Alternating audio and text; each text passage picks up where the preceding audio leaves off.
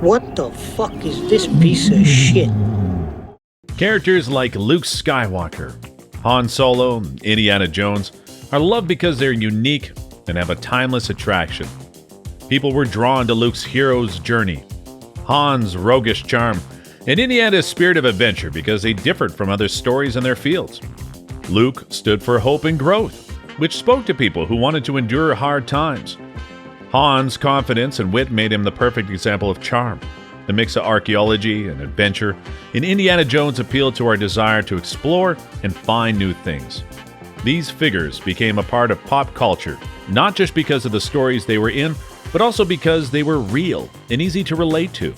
Their uniqueness keeps making fans feel close to them and reminds us of the power of well-written, one-of-a-kind figures.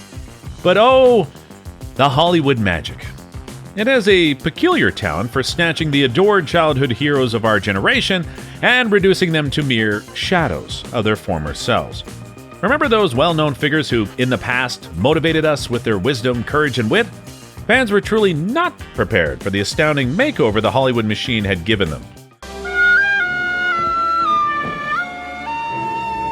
They have matured like good cheese overexposed to the sun. They no longer possess the youthful energy they once did. Instead, they move with the grace of a sloth on sedatives. Hollywood seems to think that wrinkles and gray hairs equal crotchety and incompetent, reducing these formerly three-dimensional heroes into flat caricatures of their former selves. But hold on, things get better. These once sharp heroes all seem to lose their smarts along with their youth, and are now portrayed to be about as intelligent as jellyfish.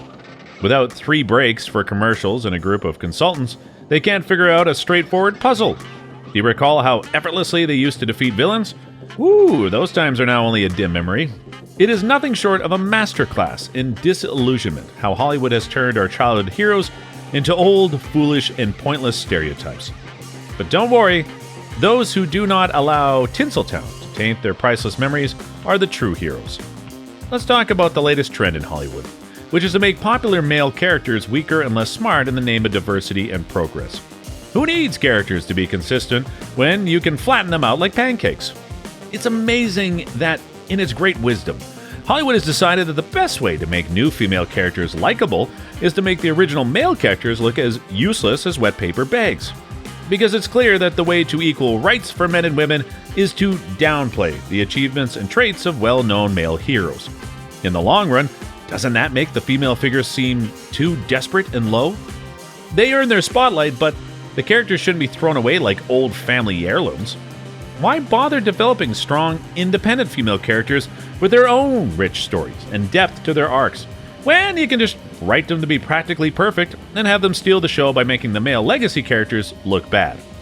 It's a clever plan that's sure to win over the hearts and minds of fans everywhere. Hollywood is always looking for new ways to do things, so who cares if the story makes sense, or if the source material is respected, if you can just rewrite well-known characters to lure in audiences. By the time people catch on, it's too late. The money for the ticket was already spent. Even the great maker of magic, Disney, is at it again. This time, they were after the brave explorer Indiana Jones. How lucky we are to watch as this famous hero is turned into a parody of himself, all for the sake of lazy writing in this latest installment, Indiana Jones and the Dial of Destiny. Nothing says adventure like a mega company buying up all the beloved symbols it can see.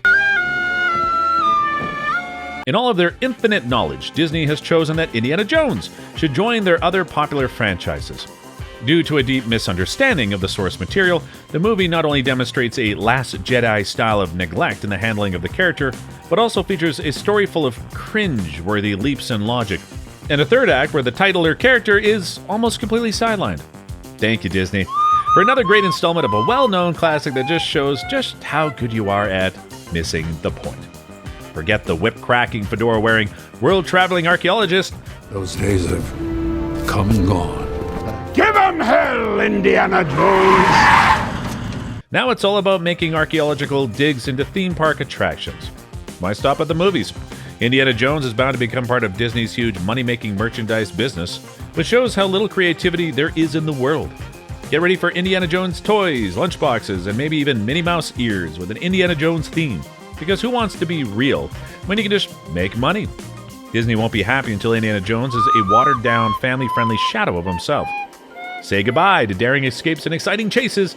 It's time for clean adventures, where the protagonist is overshadowed by yet another British brunette stereotype that won't make anyone nervous or make anyone think too hard.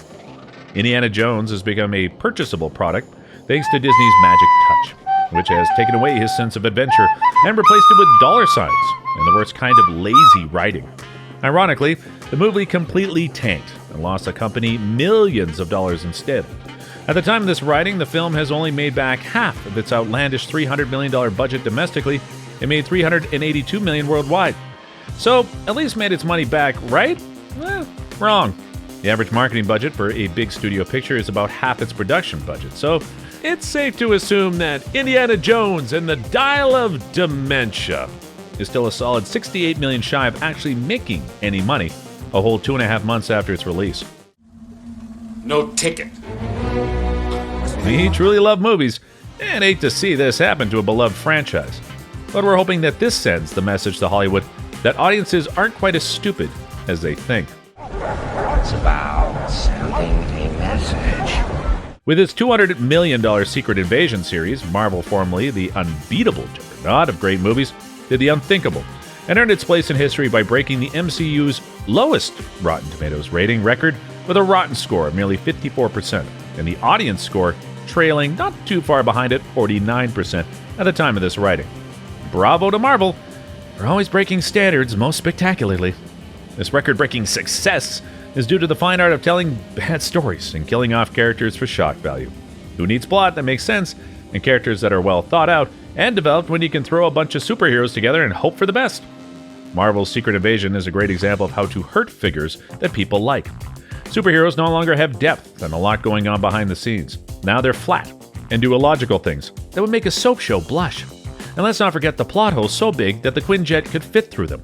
Marvel's complex storytelling has been replaced by a story with more holes than Swiss cheese. This has confused audiences, leaving them wondering if the writers even read their scripts. Marvel did a great job showing that even big people can make mistakes, and that sometimes it's better for a story to keep some things hidden.